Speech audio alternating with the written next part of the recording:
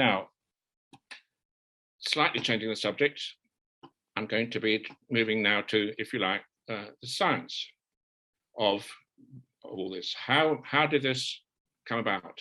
Okay, now I could ask Camilla to talk about this. It's about brain size, and I'll just say a couple of things that I'll hand over to Camilla. We humans have got extraordinarily large brains, and along the bottom there you've got millions of years. So go back 3 million years ago, and you've got the Australopithecines, and then coming towards naught to where we are now, 2 million years and 1 million years ago. You go from Australopithecus to Erectus to archaic humans, Neanderthals, and then ourselves. And can you see the almost vertical exponential increase in brain size on the far left there? That's in the last less than 500 million years, actually. And so we have chimp-sized brains, about literally over 300 cc's, twice chimp-sized brains. There's then a kind of blockage there, and then suddenly the brain size increases dramatically. Well, it's all about the quality of childcare. Camilla, do you want to talk about that a little bit? Yeah, the whole point, which carries kind of from what we were talking about last week, is that brains are extraordinarily expensive tissue for maintaining metabolically. They require a large amount of energy, even as you're just sitting resting, compared to the average tissues of the rest of your body.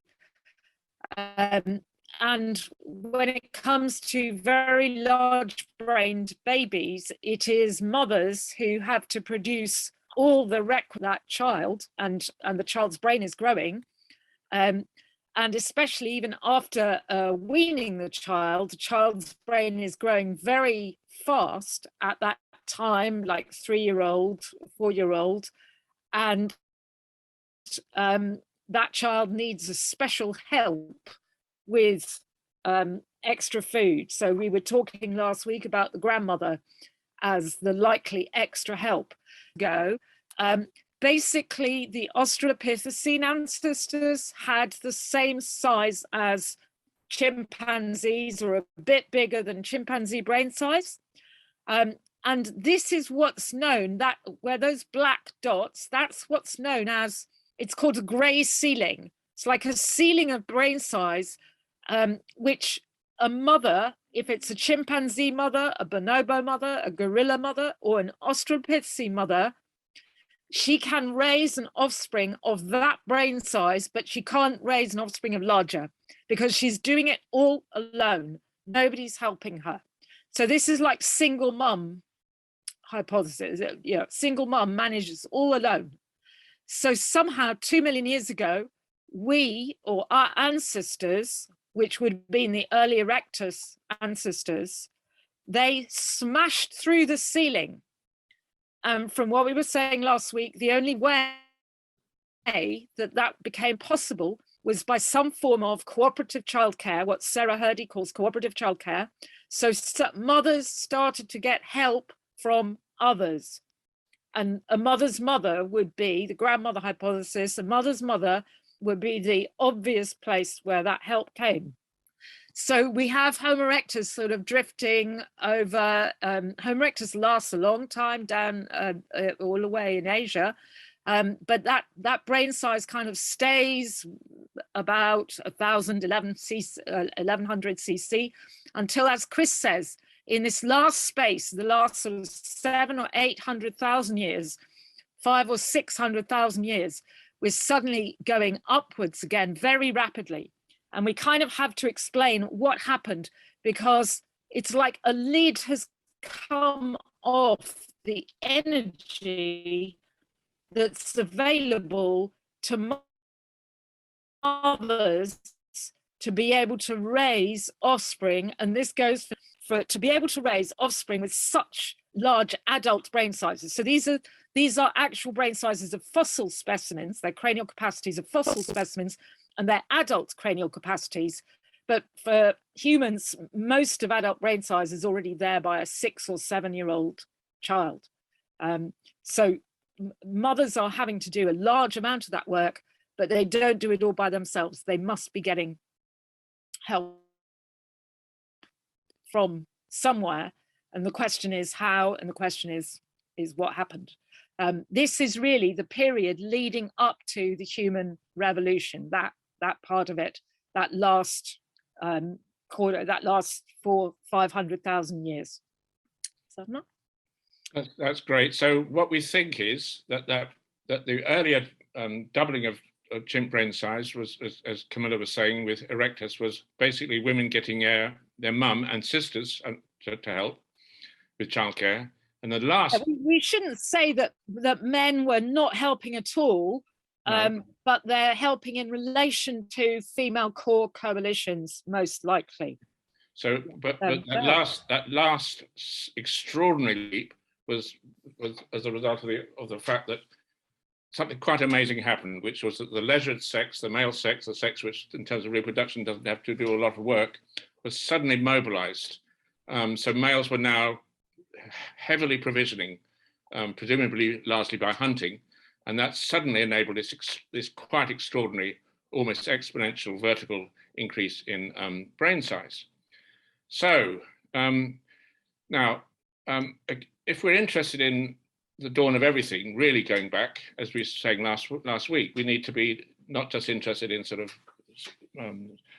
the formation of elites and what so-called social complexity and so on in the Upper Paleolithic 30,000 years ago. We need to go to the dawn of everything.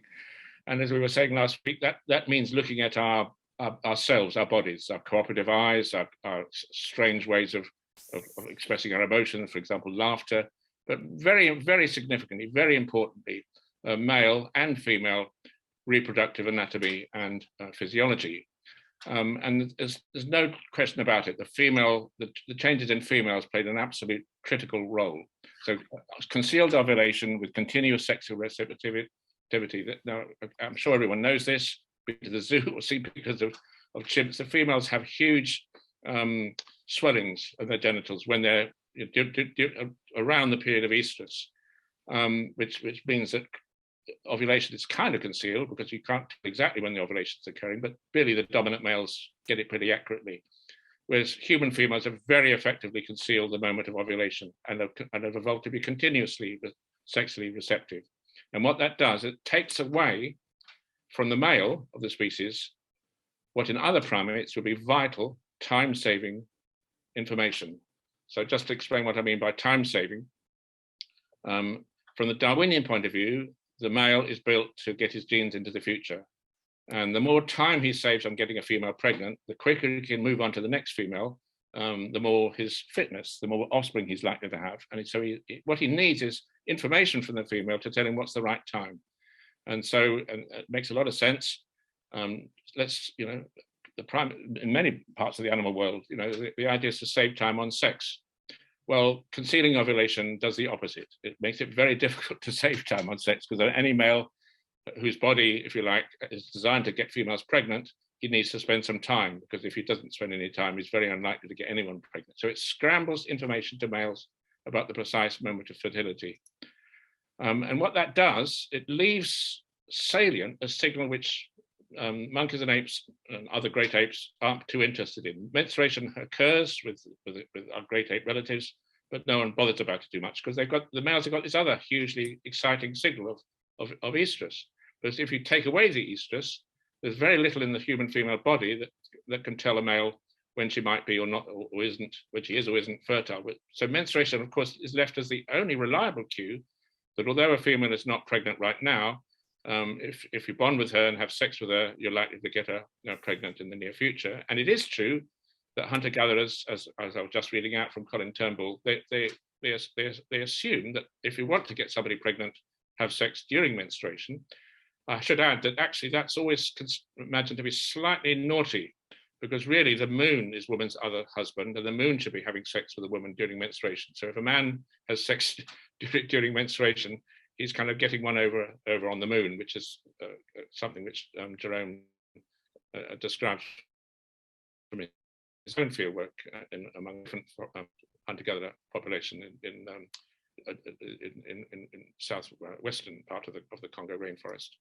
So menstruation is the only thing left that can tell a male kind of when a woman is likely to be available to conceive. So this is just the diagrams. I don't know, Camilla, do you want to talk about this, or shall I go through it quickly? Sometimes you do a better job than I do. How do you feel? Just go for it. All right. Okay. So, all right. So now what we're having now. Anything wrong, I'll interrupt. Yes. If I get it wrong, interrupt, please. Thank you. So on the left, of course, you've got circles, meaning females. On the right, you've got triangles, meaning males. Very simple. And now there's only one female is now showing menstruation. And I just imagine a rather negative picture of cavemen chasing after females and dragging them back by the hair to their caves.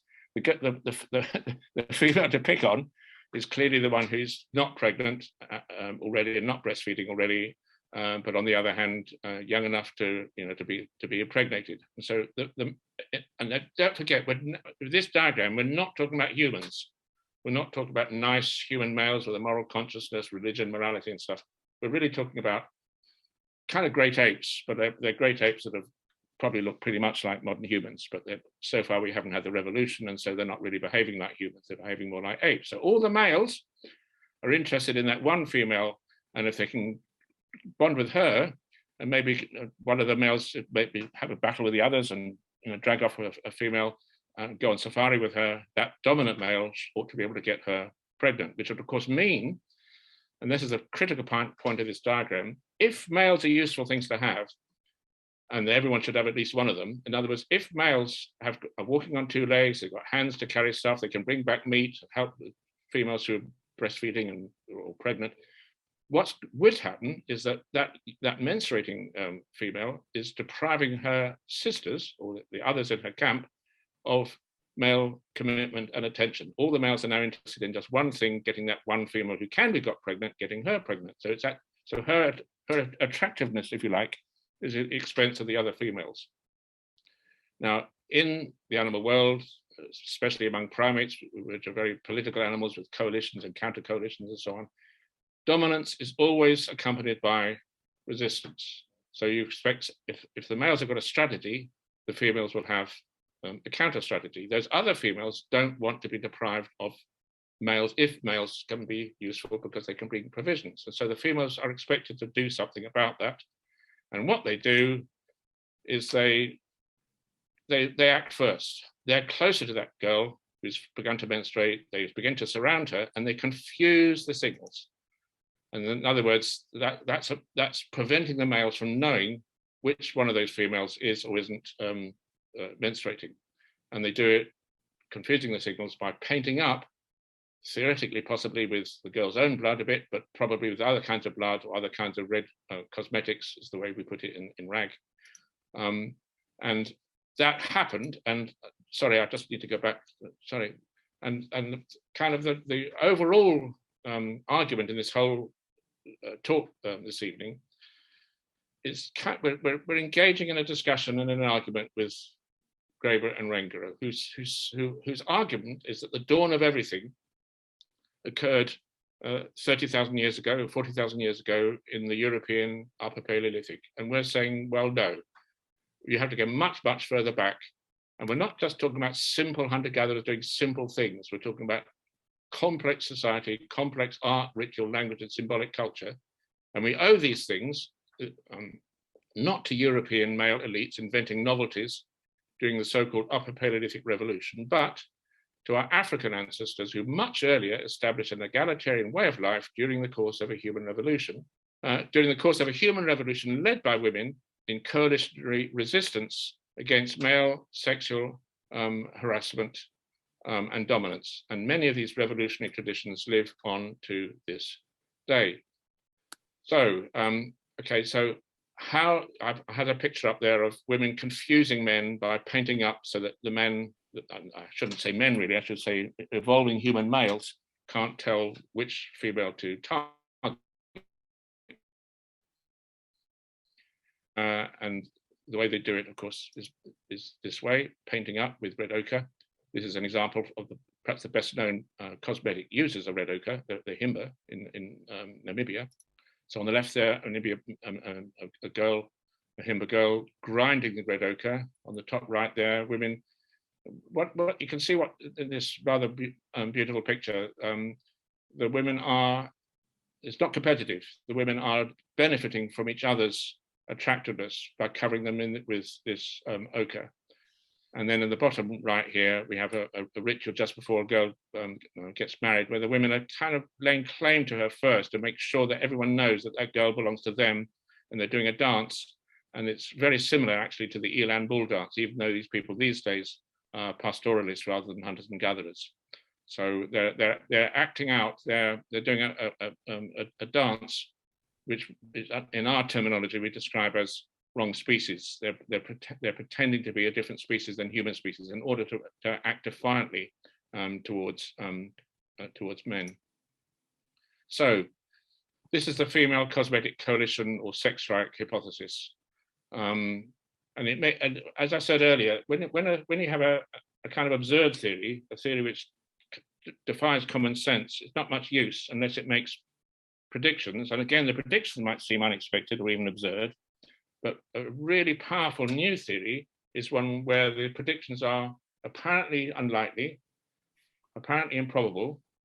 You wouldn't have thought of them without the theory, and yet when you test those predictions, it comes out on top. It all seems to work. So, if this theory, which I've outlined very briefly, about the emergence of symbolic behaviour and the emergence of moral behaviour, it's correct that we should find in the archaeological record the earliest evidence for symbolic behavior in the cosmetics industry focus on blood red pigments. So if you had different colored pigments, if you had, black pigments, white pigments, yellowish pigments, it wouldn't be so good. There should be a window of emergence of symbolic culture, and it should, remember that slide when I showed that vertical increase in brain size. Well, that sudden increase in brain size, because we think it was the result of male sudden sort of spike in terms of male provisioning, then the window of emergence of this archaeological evidence for ochre use should correlate with that last phase of increase in what's called encephalization. That means increased brain size. And then finally, that last picture I showed you was these Himba women. They're doing a symbolic performance, and it's symbolic and metaphorical because it's imaginative, because they're not, when they're dressing up with the ochre, they're not presenting themselves as humans. They're presenting themselves as a different species. And in fact, not only a different species, but a different sex. So the way to reverse the ordinary signals of sexual availability is to signal wrong sex, wrong time, wrong species. And so we would expect, if the argument's right, that rock art, cave paintings, and other evidence of early forms of divinity, of spiritual potency, should take those paradoxical forms. And the cosmology, in other words, the myths and the rituals, should be lunar and menstrual. So this is the archaeology. This is red ochre. And it is just a simple fact that the first evidence in the archaeological record that the transition to symbolic culture has occurred, the earliest evidence is simply the archaeological findings of brilliant blood red ochre. That comes before anything else. And we assume that once the ochre is there, if the female resistance is there, females have established this fundamental principle of all the world's religions. It's a very good principle, namely that some things are sacred. And if the body isn't sacred, well, of course, nothing is sacred. So some things are sacred, namely the body, and you put ochre on your body to establish that critical point. The model we're putting forward is a Darwinian one, because it's based on the idea that, yes, we accept all the stuff that Darwinians talk about in terms of Darwinian fitness, but we're saying that when you look at fitness from both sides, not just male fitness, but female fitness, females should be expected to form coalitions and resist male harassment, resist attempts by males to seize hold of females that they can get pregnant.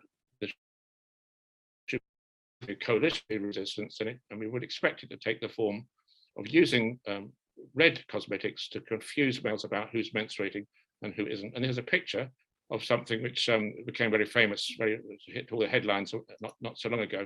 I'm going to just ask. Okay, these are what completely changed the picture and destroyed the old idea, which to some extent it seems David Wengrow and David Graeber are still committed to. The old idea that somehow human symbolic culture was invented 30,000 years ago, perhaps 40,000 years ago, in Ice Age Europe during the Upper Paleolithic.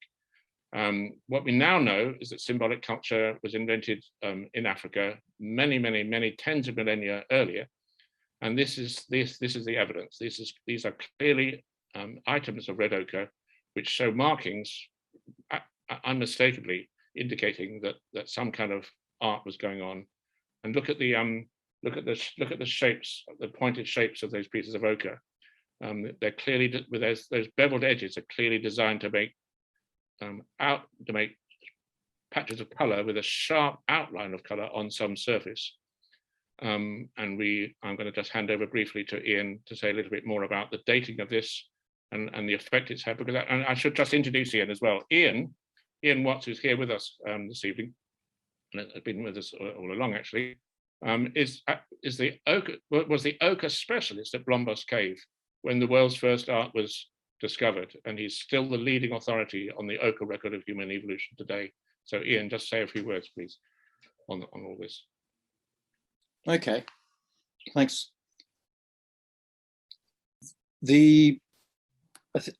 I think your starting point has to be that red ochre, archaeologically, is the first sign we have for any kind of signaling in hominin evolution.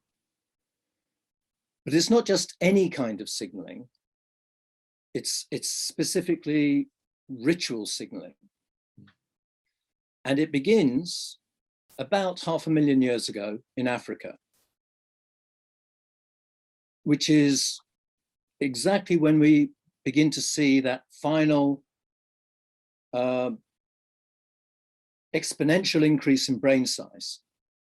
Now, initially it's fairly sporadic, say between 500,000 and 300,000, but by about 300,000, we're beginning to find it in more and more sites. And by around 200,000 or shortly afterwards, at least in Southern Africa, we're finding it in every single campsite. So it is now a ubiquitous and regular behavior.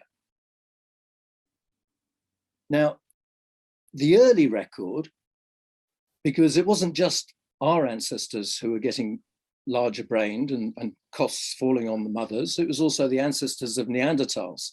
They're also beginning to play around with ochre from at least 250, probably 400,000 years ago. But they never reach this explosion that we see in Africa, in Southern Africa, from around 170,000 years ago. And what we think is that this is the mark of the human revolution, that when it becomes ubiquitous and regular, we can be pretty confident that people are sharing symbolic constructs, shared fictions across vast landscapes. And it's this that enables them to leave Africa, and it's a hallmark of our dispersal around the world. You know, the first evidence of humans in Australia or the Levant or in the Americas, the red ochre is always there where it had never been before.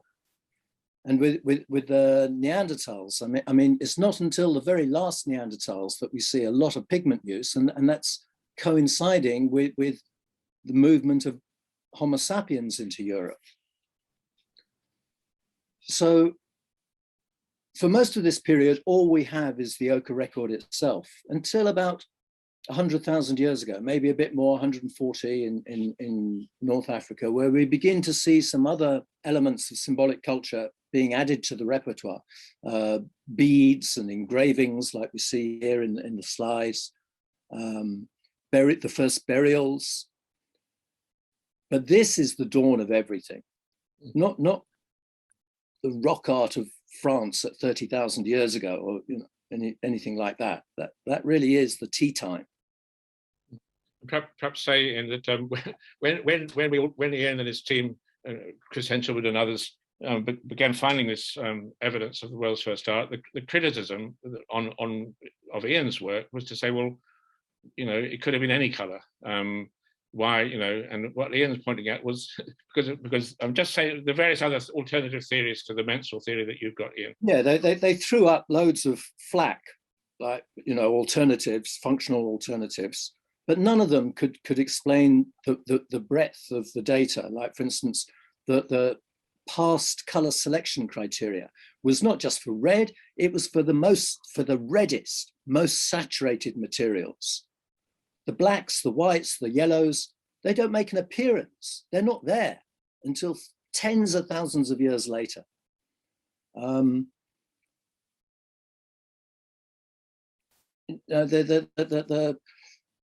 in places like Central Africa or in the Kalahari, where you don't have lots of rock exposures, and therefore the chances of finding ochre are more limited, what do we find in the ethnographic record?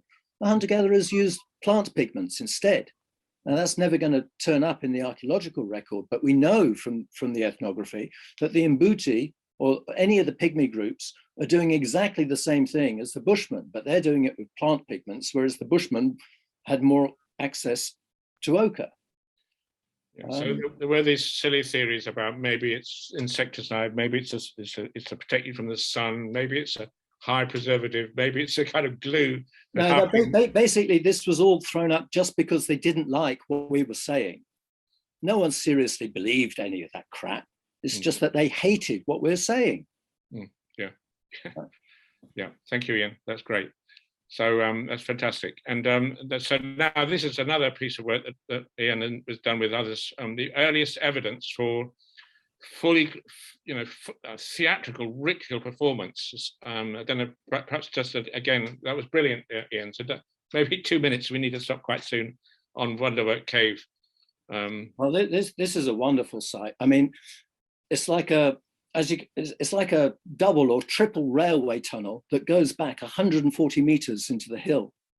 And so the back of it is pitch black. You cannot go there without firelight. And although it's not well dated at the back, the lithic industry is strongly suggesting that it's dating somewhere between 300,000 and 500,000 years ago. So this is one of the sites where we're seeing the earliest ever use of pigments. And what are those pigments? They're red ochre and a glittery variant of ochre, of hematite. And they are sort of as conclusive proof as you're going to get that this was ritualized display, firelit, ritualized display, the best part of 500,000 years ago. No functional hypothesis is going to work back there. And these are materials that were continue to be valued right up to the recent past. I mean, the plant pigments or the ochre could be considered as currencies, ritual currencies in many African cultures. People would travel, in Australia, sort of round trips of 500 kilometers to get the best quality ochres. And the same in the Northern Cape as well. All cultures, whether you sort of pastoralists, farmers, hunter-gatherers, they would all go to these meccas of specularite. So think of gold mining or diamond mining, the world's first mining for absolutely, precious material. Gold really was actually mining for ochre. And actually in Graeber's book, Debt, which I think is a very, very, very fine book, David Graeber points out that things like gold and silver and camwood and other things, that in every case, these forms of what, not quite money really, but something rather like kind of money, are always they're kind of useless except for adorning the body. They're like beads, silver necklaces, silver bracelets, gold necklaces, gold bracelets and stuff. It's the appearance of the body and the way in which they make the body sacred and valuable. So that's what there's no more precious substances than those.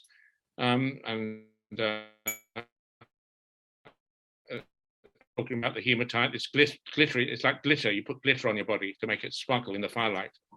And so now, and then just this is the final slide, I think.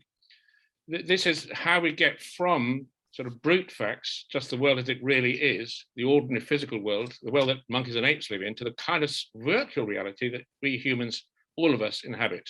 And we get into it simply by females signaling that they're not what they are biologically. We might look like human females that you can have sex with, but actually we're antelopes and we're males. And anyway, we're bleeding. So wrong species, wrong sex, wrong time is the signature for what might almost be called divinity. So to go back to the beginning of this evening's talk, when I was talking about the earliest kings were divine kings and they were sun worshippers, who were, you know, were sun kings. No, not actually. These women here, that on the bottom left there is a picture I took of Hadza women doing their initiation ritual, Maitako, and on the right there is what is it? What are the people there, Camilla? Gui. That's an actually genuine photograph, one of the few genuine photographs of Gui hunter-gatherers in the Kalahari, again dancing the Eland bull dance. And what they're dancing their defiance. It's almost as if their ornamentation is like wall paint. They're saying no to men, but in a laughing, cheerful, joyful way, because no is obviously yes from another standpoint. No to sex is yes for all kinds of joy and solidarity between the women. And they're saying no with their bodies. Wrong species, wrong sex, wrong time. And you can check it out. Just look at the cave paintings, look at all the rock art. You'll find that they use the horns to poke the men and keep them away, because the girls in the huts there, she's inside the hut. The hut on the left is the hut in which is the Eland bull, the menstruating maiden. And the girl is the bull. Yeah. So I mean that's the human revolution. It happened. It turned the world absolutely upside down. The evidence is overwhelmingly that it did happen. It was the revolution that worked. Most revolutions in recent periods have had extraordinary ideals. The English Revolution, the French Revolution, the Russian Revolution, but the eventual outcome was, to say disappointing is an understatement. I mean, in most cases, the outcome of those revolutions was pretty much the reverse of the aims of the revolutionaries. The human revolution. Can you just explain why it worked, Chris? Why was it different from the? Well, that's a very good. Yes, revolutions. Because okay. Well, I mean, quickly it worked because actually the men benefited from losing. That's one way of putting it. So if a bunch of women are exploiting you as a man by getting everything that you can't off you in the form of bride service, that is helping your babies.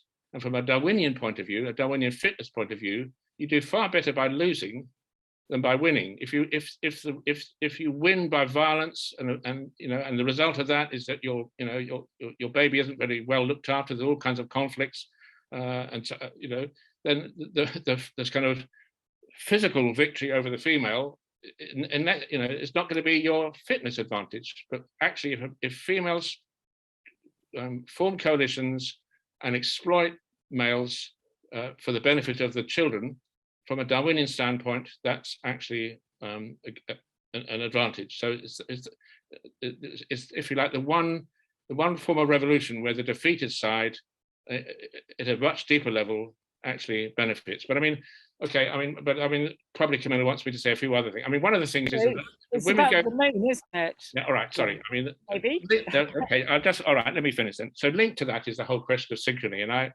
it's a hugely complex and very much debated topic. But the fact that the human female menstrual cycle, on average, is 29.5 days long, it's usually regarded by the scientific community as a coincidence. I'm told by various people, oh, Chris, don't worry about it. It's just a coincidence. 29.5 days. Yes, it's exactly the time it takes for the moon to pass through its phases as seen from the Earth, but it's a coincidence. Well, it could be a coincidence. Remember that chimpanzees have a 36-day cycle. Bonobos have a 40-day cycle. Other primates have maybe quite close. Gibbons about 28 days. Different monkeys have. It's a kind of scatter, less than or more than the length of a lunar cycle. But the one primate, the one great ape in this case, that has exactly the length of cycle you'd predict if synchrony between females using the moon is active, it's the human female, 29.5 days. So that would mean that if you went on strike, if you carried out that ritual, that wrong sex, wrong species, wrong time ritual, you would, to make it, perhaps put it very, very simply, if a bunch of women are on strike in one locality, but a few miles away, they're not on strike because they're all out of sync with each other, then of course males are very mobile, they can move around. Oh, that lot are on strike, well, let's go and look for some other females somewhere else.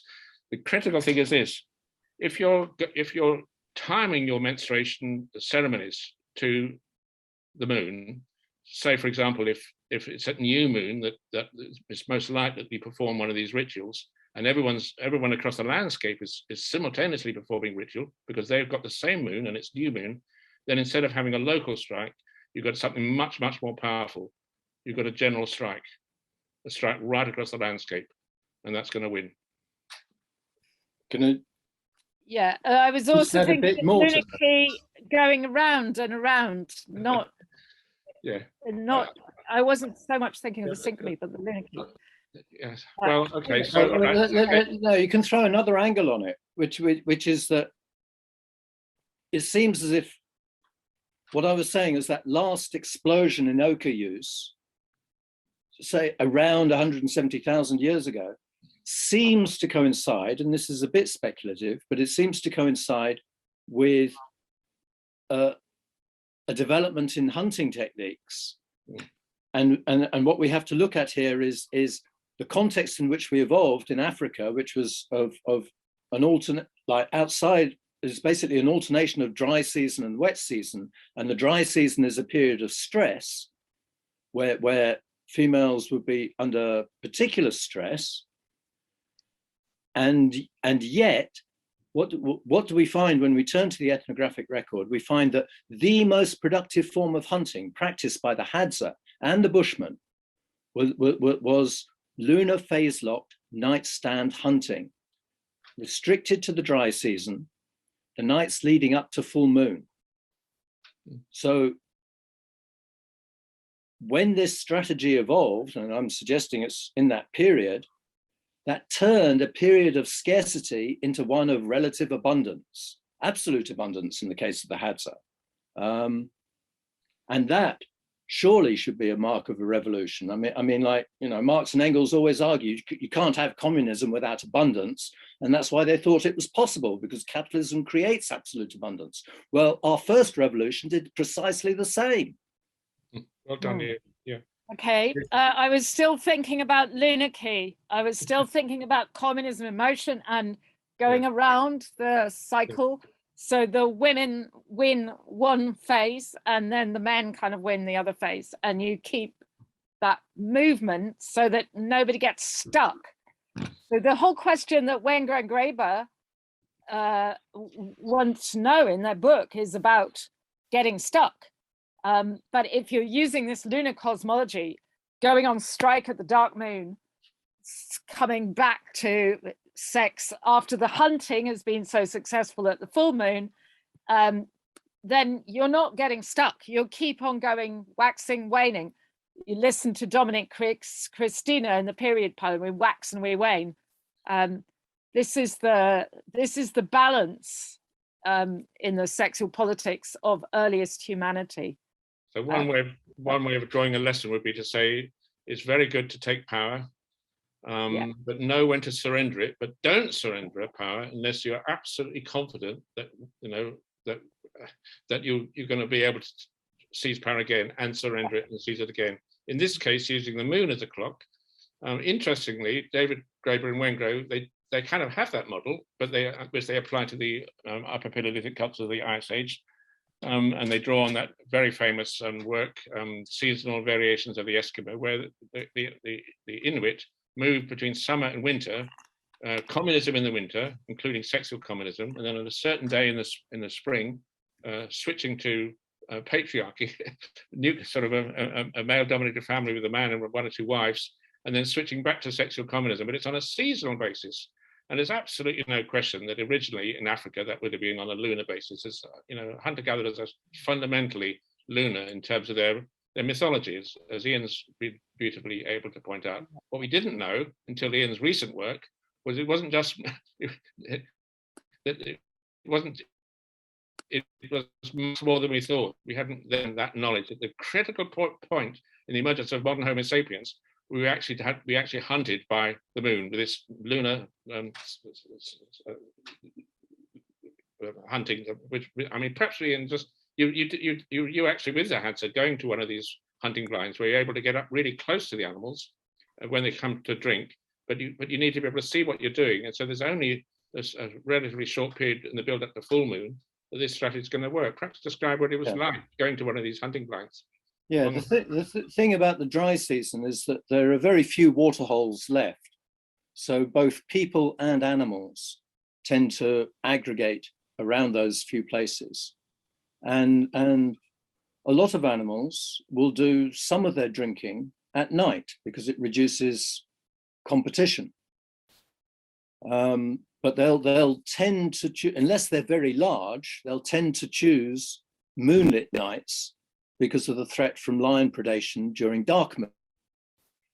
And for much the same reason, humans also prefer moonlit nights. They don't want to be hunted by the lions either. And they can't, and we have poor night vision, so we couldn't see what we were trying to hit with the spear anyway. So it's got to be at full moon or the nights leading up to full moon. And that's what we did. We not very successfully, but that's what it is successful generally. No.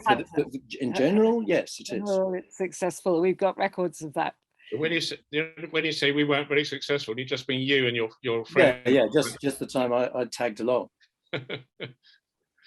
I still want you to say a bit more about tagging along. How could you have tagged along? How do they let you? Why do they let you there? Surely it can't have helped too much having you there. Probably not, but maybe they thought they might get a beer out of it or something, or at the end of it, and I'd expressed an interest, and they were quite happy to have me along. Yeah. Okay. Right. Well, we've finished.